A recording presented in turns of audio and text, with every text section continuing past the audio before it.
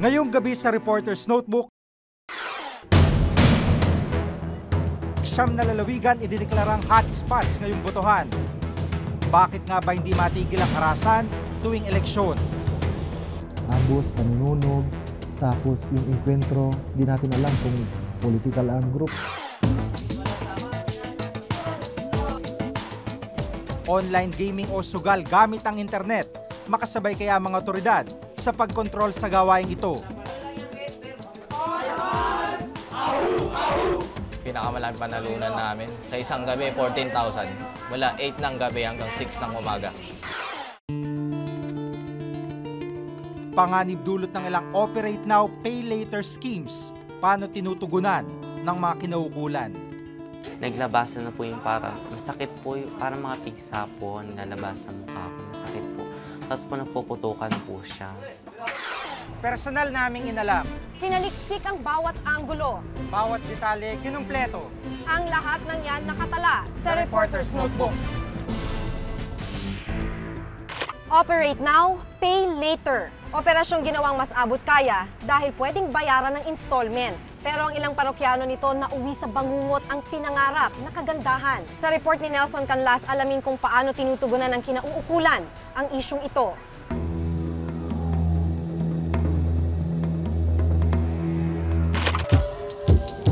Mga biktima ng maling operasyon sa ngalan ng kagandahan, ang pinapangarap na mas kaaya-ayang mukha't katawan na uwi sa habang buhay na bangungot para sa ilan. Ganito ang nangyari sa magkapatid na Angel at Janus. Hindi na raw maibabalik sa dati ang kanilang mukha't katawan. Nalapnos at nagsugat ang kanilang balat dahil sa ininiksyon sa kanila, 4 na buwan na ang nakakalipas. So talaga na kahit pa paano magkaroon ako. Kasi mag-audition nga ba ako papuntang China noong January 10. Naengganyo silang magpaturok dahil installment ang bayaran. 4 gives daw sa 4 na iniksyon na tig 2,000 kada turok. Dahil dinala ni Angel ang kapatid, naging libre pa nga ang injection kay Janus. Kapwa mahilig sumali noon sa gay beauty pageant ang magkapatid, pero ngayon, pareho silang hindi makalabas ng bahay. Hirap maglakad si Angel mula raw ng turukan ng kanyang balakang. Si Janus naman, nahihiyang ipakita ang kanyang mukha. Nagkaroon na po siya ng parang bilog-bilog, bukol-buko. Tapos po, naglabasan na po yung parang masakit po, parang mga pigsa po, nilalabas sa mukha ko, masakit po. Tapos po nagpuputukan po siya. Huli na nang malaman nilang hindi pala totoong doktor ang mga nagturok sa kanila.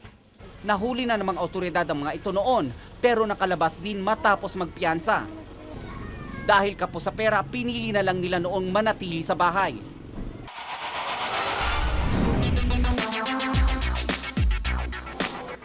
Konting tangos ng ilong naman ang hanap sana ng gym instructor na si Chow.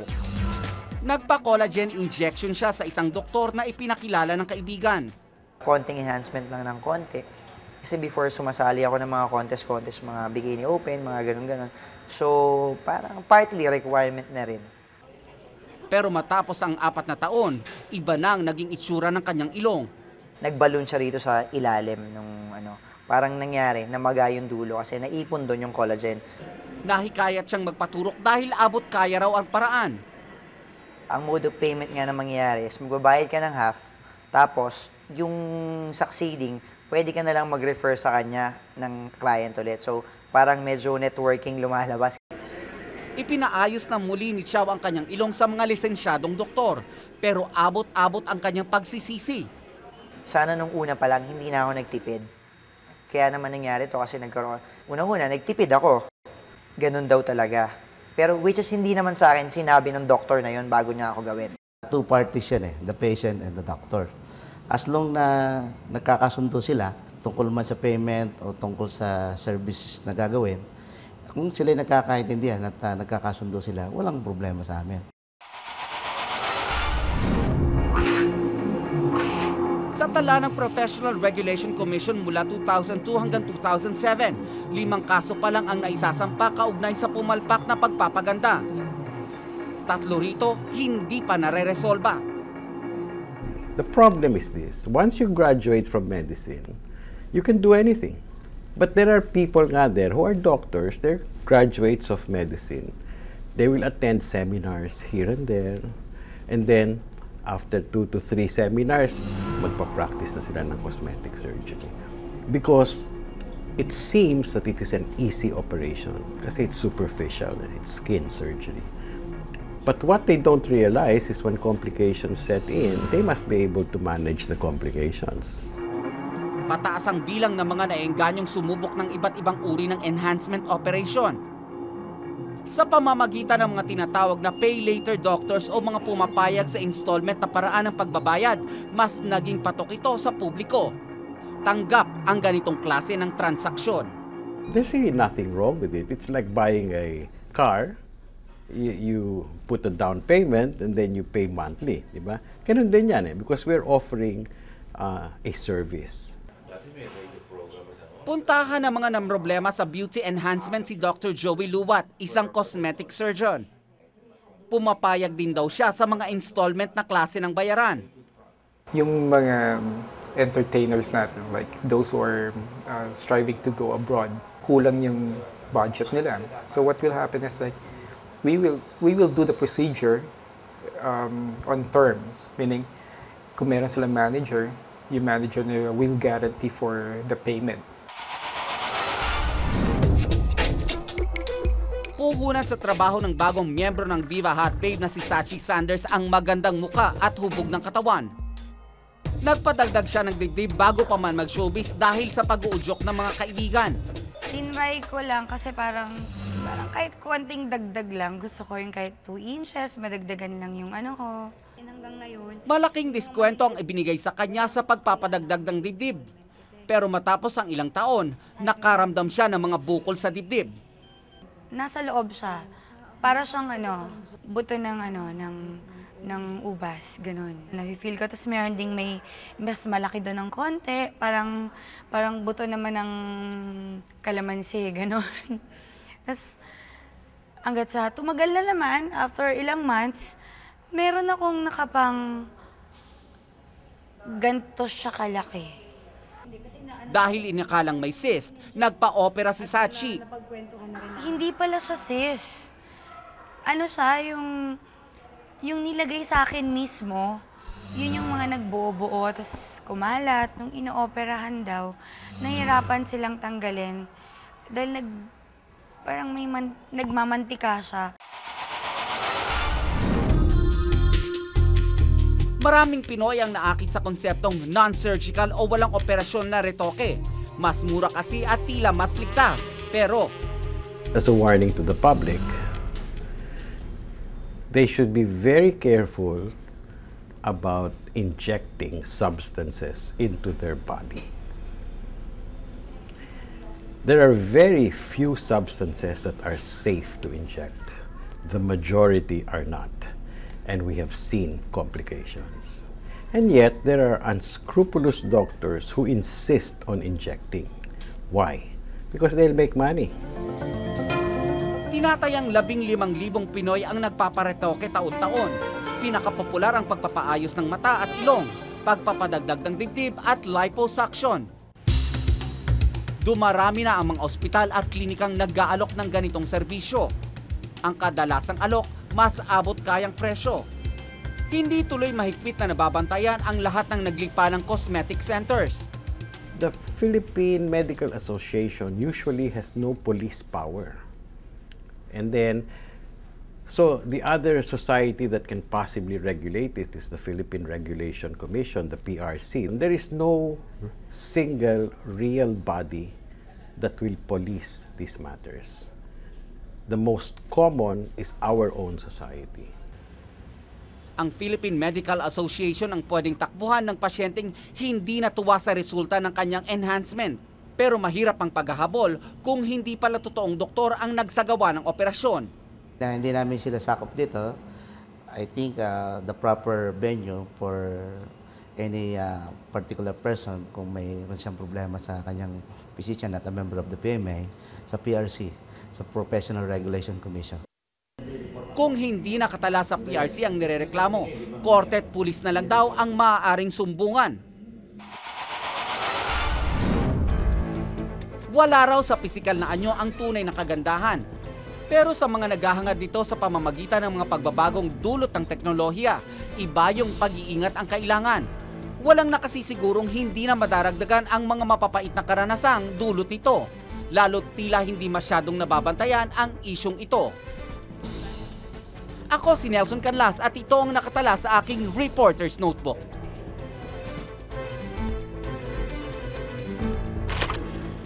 Nakakatawa pag kasama mo, lalo mga barkada mo, lalaro kayo. Hindi na rin ako nag-aaral. Kaya computer na lang.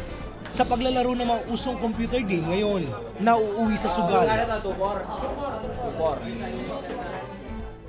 At problema rin namin na iba-iba pang law enforcement, dapat talaga gumawa na ng batas na specific.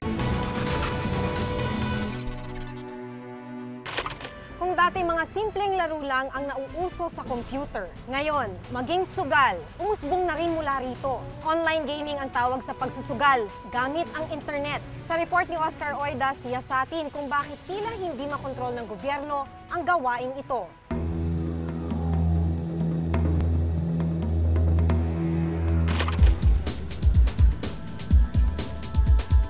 Pasok!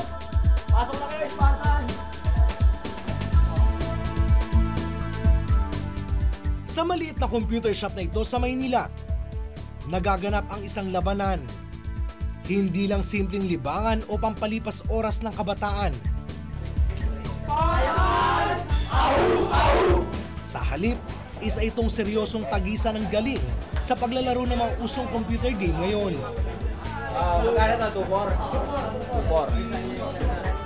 Pero ang larong ito, nauuwi sa sugal. Ang mananalo, mag-uuwi ng libo-libong piso. Kasi minsan may nagsiset talaga, gusto yung talagang sugal yung hinahanap. Minsan, talagang malaki yan. Umabot ng 10,000, 5,000. Yung pinakamababa nila, hindi sila lalaban ng 3,000 pababa. Kailangan 3K up. Kampihan ang labanan sa ganitong laro. Nagaambag-ambag ang magkakaibigan upang makaipon ng napagkasunduang halaga. Tatlo kayo, hindi nyo kinaya yung race ng kalaban nyo. Kukuha ka sa labas, makakilala mo. Papadagdagan nyo na lang yung kulang. Kala yung nakompleto nyo na, yun, lalaban na. Pero hindi lang daw sa kanilang lugar uso ang pustahan sa mga computer game. Katunayan, dumarayo pa sila kung saan-saang lungsod upang makipaglaban sa ibang grupo. Marami na kami napunta. Pasig, Marikina, Cubao, Cabaliches. Isang paraan ng paggamit ng internet upang sila'y makahanap ng makakapustahan. Dito, libong piso na ang nakataya. Malaki-laki na rin daw ang napanalunan nila sa pakikipagpustahan. Subalit nauuwi pa rin ang pera sa computer rentals at pustahan. Pinakamalaking panalunan namin. Sa isang gabi, 14,000. Mula 6 ng gabi hanggang... mula 8 ng gabi hanggang 6 ng umaga. Para kay Ben, di niya rin tunay na pangalan. Bukod sa pera, nakasalalay din daw ang pangalan ng grupo tuwing may ganitong labanan. Kasi laro-laro lang, walang challenge. Pag nilagyan ng pustahan, nagkakaroon ng challenge ng bawat grupo. Pag may pustahan, nakakuha ng malupit na diskarte kung paano kayo mananalo sa laro, sa laban. Kasi may labanan, may pera. Sa akin, nag-uusapan din yung yung pangalan ng grupo niyo, yung clan niyo. Pero dahil sa bisyong ito, nahinto ang pag-aaral ni Andy.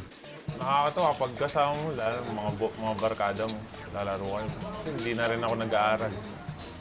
Kaya computer na lang. Yung buong araw talaga. Hindi napapagalitan ako, hindi ako umuwi. Karamihan sa mga nalululong sa ganitong laro ay nagsimula sa murang edad pa lang. Tulad ng mga kabataang ito na aking nakilala. Dito sa computer shop na ito, dumadagsang sa mga kabataan paghapon. Di alintana ang init at siksikan, makapaglaro lamang. Mula sa patambay-tambay sa mga computer shop, natutunan nila Power at Lira ang paglalaro sa internet. Ngayon, unti-unti na rin silang nalululong sa pustahan. Ano po, pag binibigyan po ako ng mama ko pangkain, may tinitira po ako doon na pa 10-10 po, pa 20-20 po pa yung pinanglalaro ko.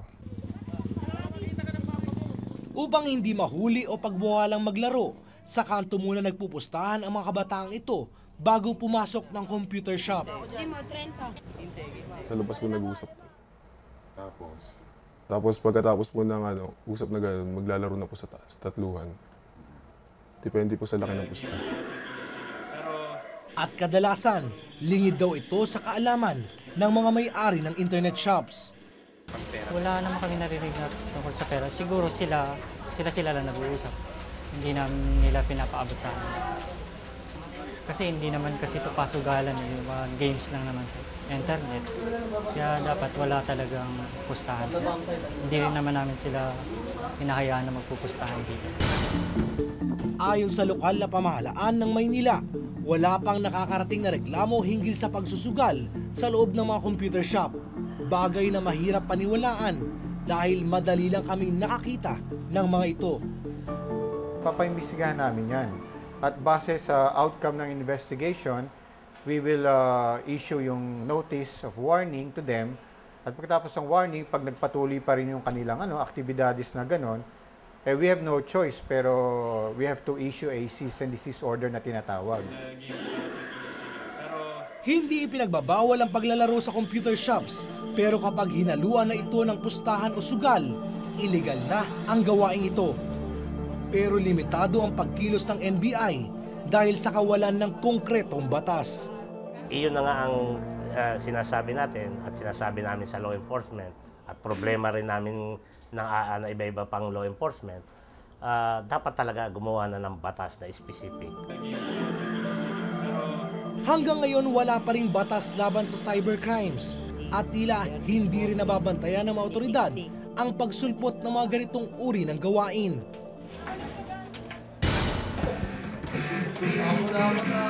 Isa si Kiko sa mga kabataang minsan na rin nalulong sa ganitong bisyo. Parang talaga siya. Pwede mo siyang i-consider as parang drugs.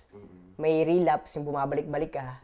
So, na-experience ko yung bumabalik-balik. Tapos, para sa kanil, mahirap siyang alisin. Kasi, parang parte na siya ng buhay mo. So, pag inalis mo siya, parang, nag-ano ka ako, cold chicken ka. Parang gusto ko maglaro ka. Subalit nang unti-unti na nitong kainin ang kanyang oras, nagdesisyon na siyang itigil ito. Ang pinakamasakit doon yung less. Marami siyang kinakain na oras, nakakain yung oras mo sa family, sa pag-aaral, sa trabaho. So ganun, makakain niya yun kasi maglalaro ka. Tapos may times na wala ka na ibang maisip, tipong naglalakad ka, yun pa rin yung iniisip mo. Mapalad ang tulad ni Kiko na nalampasan ang ganitong adiksyon. Pero para sa mga kabataang patuloy na nalululong o nagsisimula pa lang mahumaling sa sugal na ito, walang kinabukasan na naghihintay sa kanila sa tunay na laro ng buhay. Ako si Oscar Oida at itong nakatala sa aking Reporter's Notebook.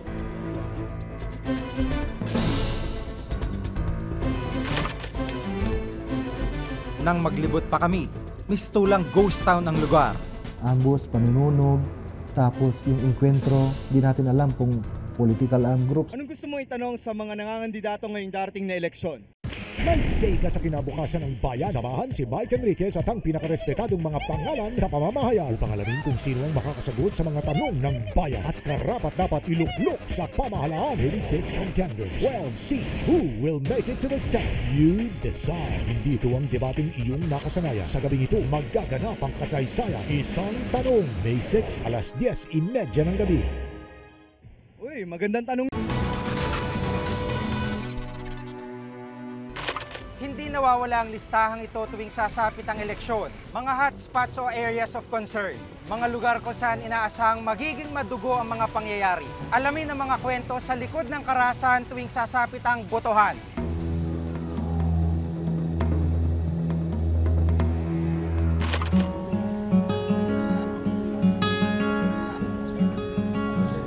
Tahimik at simple. Ganito ang pamumuhay sa Masbate. Pero tuwing eleksyon, balot ng kaguluhan at karahasan ang lalawigan. Dahil sa init ng politika, idineklara ito bilang isa sa areas of immediate concern o hotspot ngayong 2007 elections.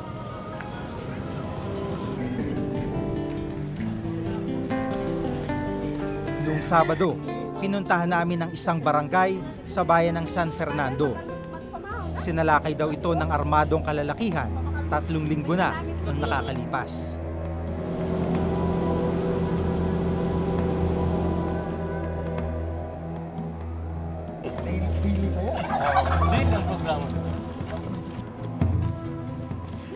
Pagdating sa lugar, ito ang tumambad sa amin.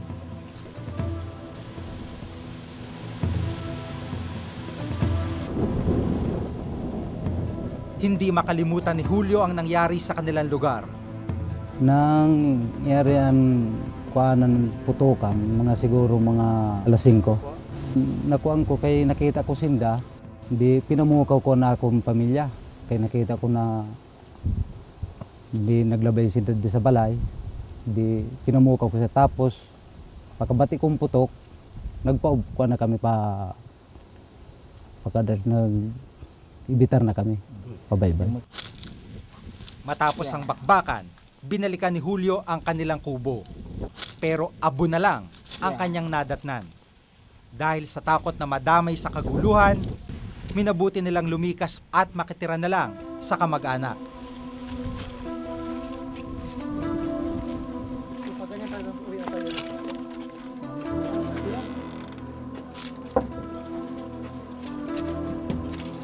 Opo.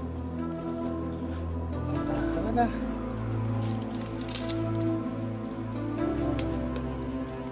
Nang maglibot pa kami, mistulang ghost town ang lugar. Nasa mahigit 50 pamilya ang lumisan dahil sa takot.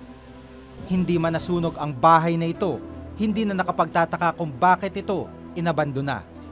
Butas-butas ng bubong, ang papag sa labas, may bahid ng natuyong dugo. Siguro, parang in-straping nila yung bahay kasi may mga tama pa. Oh. Saka dito yung mga baso ng Armalite. Imported nata to eh. Ibig bang sabihin niya nagkaroon ng inkwentro?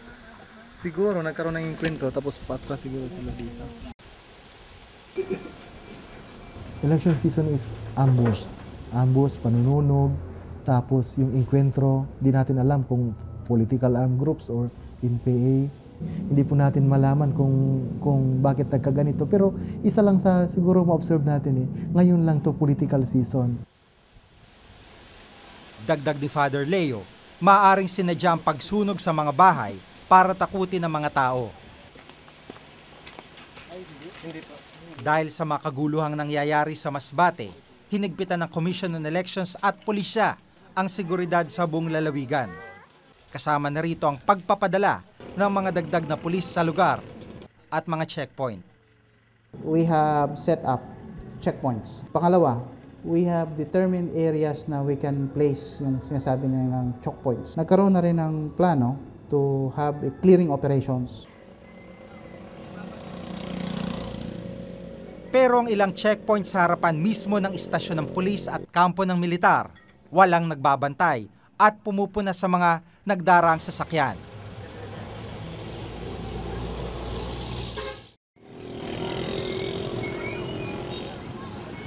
Bukod sa banta mula sa mga rebelde at armadong grupo, pinangangambanding ugat ng karahasan ang matinding banggaan sa politika dito. Si Jomar himalang nakaligtas sa isang ambush kasama ng politikong sinusuportahan niya. May 2 linggo na nakakalipas. Pagkadungog na mo sa buto, sa tunga gini kay may buto dire sa tuo, buto dire sa wala, may buto po dire sa una. Dumapa na lang ako. Di man ako nakagalaw na kay siyempre may tama na ko to.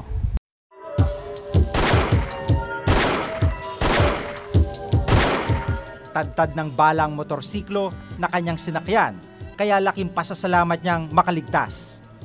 Hindi mo na nga tama na ko. Piniso na maging ko nila. Nagpapatay-patay naman lang ko.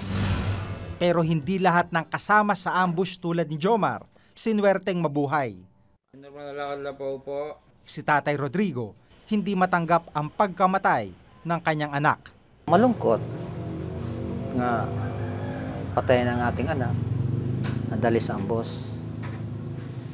Yun lang ang sabi ko nga mahingi lang ako ng nga bigyan nila ako ng hustisya ang pagkamatay sa aking anak. Naiwasan raw sanang trahedya kung nakaresponde agad ang pulisya. Pero ang problema, hindi raw sapat ang kanilang puwersa. 20 pulis lang kasi nagbabantay sa 50,000 tao. Konti lang kami ang tropa namin, hindi kayang mag-responde doon na bali 6 lang ang available na tropa doon. Tapos ang hihintay pa kami ng tao doon sa mobile sa Cebu City. Sa ngayon, hindi pa matukoy ng pulisya kung sino ang salarin, pero sigurado silang malaki rin ang kinalaman nito sa politika. Ito nakuha namin sa crime scene. Tapos ito ang sa gulong ng sasakyan sa kalaban. Magulo kasi dito ang politika sa amin, kaya maraming dapat namin ng pansin kung ano talaga nangyari dito. Ngayong taon, mula Marso hanggang sa kasalukuyan, 6 na kaso ng election-related violence ang naitala ng pulisya sa probinsya. Sa 4 na kaso ng pamamaril, 5 tao nang namatay, habang 5 din ang sugatan. Yan ang term ni Bishop, every candidate's forum may message siya. Ang message na pinapaalala niya sa kandidato is yung culture, yung word niya is culture of violence. Sabi niya, as if we are a barbaric people because we have a culture of violence. Ayon sa Institute of Popular Democracy, karaniwang hotspot ang lugar kung saan ang politika ay mahigpit na pinaglalabanan lang ng ilang pamilya. Karaniwan, sa mga nangyayaring gulo dyan, patayan man, barilan o halos pare-parehong mga political clans yung involved, no? Bukod sa Masbate, kabilang din sa election hotspots ang probinsya ng Cagayan, Isabela, Nueva Ecija, Western Samar, Lanao del Sur, Sulu at Basilan. Ang probinsya ng Abra nasa ilalim na ng COMELEC control. Ibig sabihin, lahat ng ahensya ng gobyerno, kabilang na ang pulis at militar, ay pinamamahalaan na ng COMELEC. Madugo raw kasi ang politika sa lalawigan. Mula taong 2001 hanggang sa kasalukuyan, 30 politiko na ang napatay dito. Malaking posibilidad na bumaba ang voters turnout. Kasi may klima ng takot sa mga botante.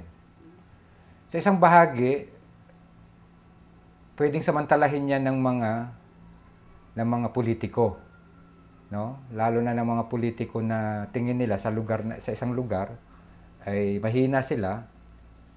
Yung hindi pagboto mismo ng mga tao ay makakabawas dun sa disbentahin nila. Ang COMELEC sa Masbate, aminadong hindi madali ang pagpapanatili ng kaayusan ngayong halalan. Meron tayong problema sa proliferation of firearms. Karamihan yan mga unlicensed. Pangalawa, yung intense political rivalry. As I've said,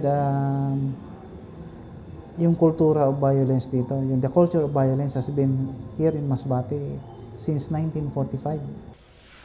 Dagdag pa ng COMELEC, problema din ang kakulangan sa pondo.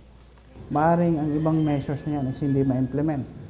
Say for example, in the case of yung Special Action Force, before they can move out, kailangan nila ng budget. Budget for transportation, budget for their food, kasi they will be out on patrol for a minimum of 3 days. Mas kulang yung aksyon, pero hindi ibig sabihin na dahil sa kulang ang pondo. Ang mas importante pa rin talaga dyan yung disposisyon ng COMELEC at saka ng PNP. Sa nalalapit na eleksyon, hanggat hindi iigtingan ng mga kinaukulan ng kampanya laban sa kultura ng karahasan, hindi mawawala ang mga election hotspots at mananatiling mailap ang isang malinis at mapayapang halalan. Ako si Jigo Manikad at itong nakatala sa aking Reporter's Notebook. Bago kayo iboto, sagutin niyo muna ang tanong. Go! May say ka sa kinabukasan ng bayan. Samahan si Mike Enriquez at ang pinakarespetadong mga pangalan sa pamamahayag upang alamin kung sino ang makakasagot sa mga tanong ng bayan at karapat-dapat iluklok sa pamahalaan. 36 contenders. 12 see who will make it to the Senate. You decide. Hindi ito ang debateng iyong nakasanayan. Sa gabing ito, magaganap ang kasaysayan. Isang tanong. April 29, alas 10:30 ng gabi.